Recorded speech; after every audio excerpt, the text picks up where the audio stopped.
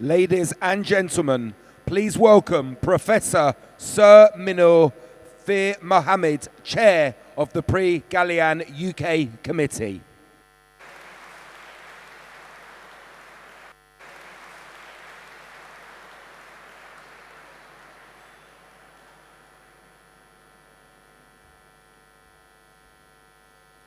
Good evening, ladies and gentlemen.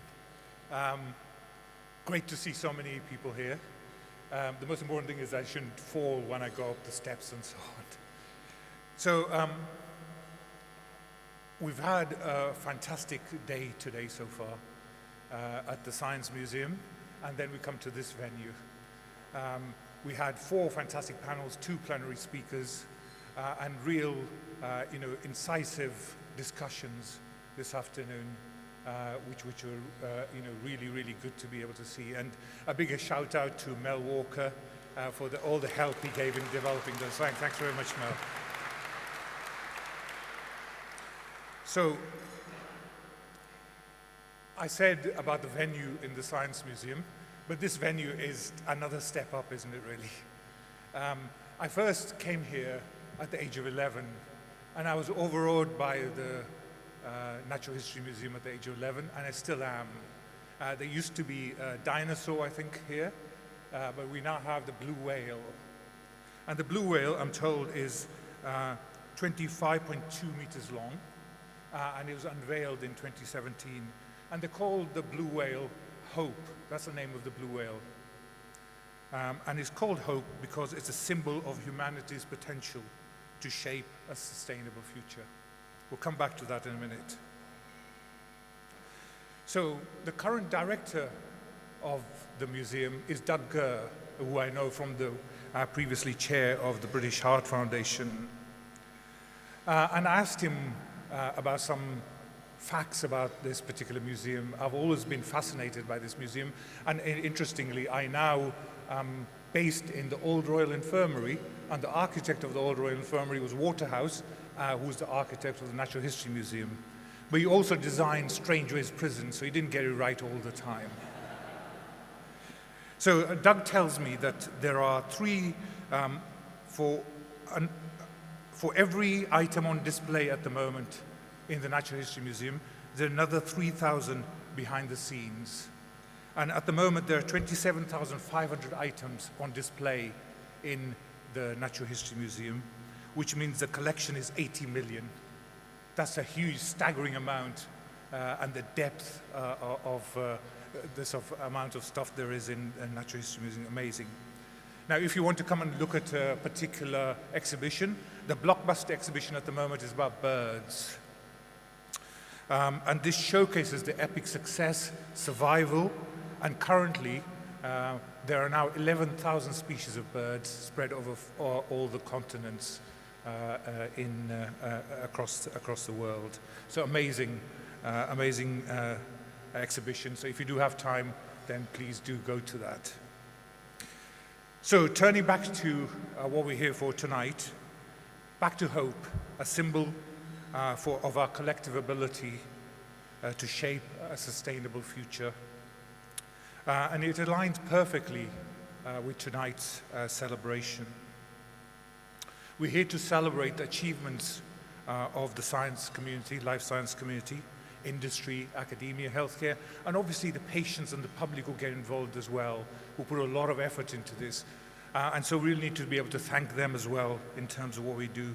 The dedication, hard work that you all show is amazing and is continuously improving human health and well-being. And I think that was particularly shown during the pandemic. We've just recently navigated ourselves through a pandemic. It was only the innovation that came about through the pandemic, the way we work together and so on. That's the only reason that we've been able to have events like this and return to some degree of normalcy. So I am actually quite dismayed sometimes by all the negative press that the science community gets, particularly in relation to vaccines and so on. Nobody seems to celebrate the achievements, actually, of the innovations that happened during the pandemic. And for those needing a reminder of the impact of vaccines, I was struck by a paper in The Lancet, which has just been published in the last 2 weeks or so. And it talks about the WHO and the expanded program on immunization, which was set up in 1974, 50 years ago. It's 50-year anniversary. And the aim of that was to make life-saving vaccines available to all globally. And in order to assess the impact of this, a group of international researchers got together and have modeled the impact. And some of the figures are just astonishing. What they've shown is the vaccination has averted 154 million deaths. For every death averted, I better get this right, 66 years of full health were gained on average, translating to 10.2 billion years of full health gained. And I find those figures truly astonishing, highlighting the impact vaccines have had on public health, similar to sanitation, clean water, etc. And obviously, we're now developing vaccines not only for infectious diseases, but for complex diseases, for cancer, etc. And you know, we need to be able to increase the trust in the public of the importance of this therapeutic moiety. And that depends on all of us. And we really do need to work hard to be able to show the utility of this particular and gain public trust. So many of you here are involved in drug discovery and development. And as you heard today, I think we are in a golden era. We heard about the importance of AI in drug discovery. But I think another aspect which is really important actually is about genomics and how genomics has really helped with regard to drug discovery. And genomics plays a significant role in terms of drug discovery nowadays. We know that if you have a genomically defined target, you're much more likely to get a drug onto the market, about 2.6-fold higher chance of success if you have a genomically defined target. And I'm sorry I'm throwing some figures at you tonight, but I think that presents us with immense opportunities.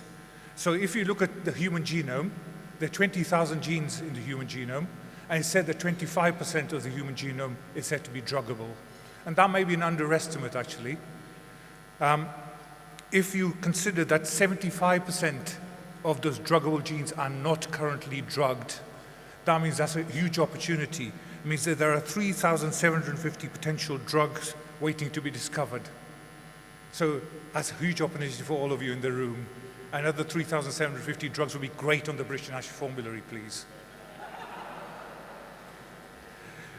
So I apologize for throwing numbers at you when we're supposed to be having the fun part of the day today, but it highlights my enthusiasm. So I'll stop here and wish you all a pleasant evening filled with new connections and the joy of celebrating our collective achievements. So thank you very much, everybody.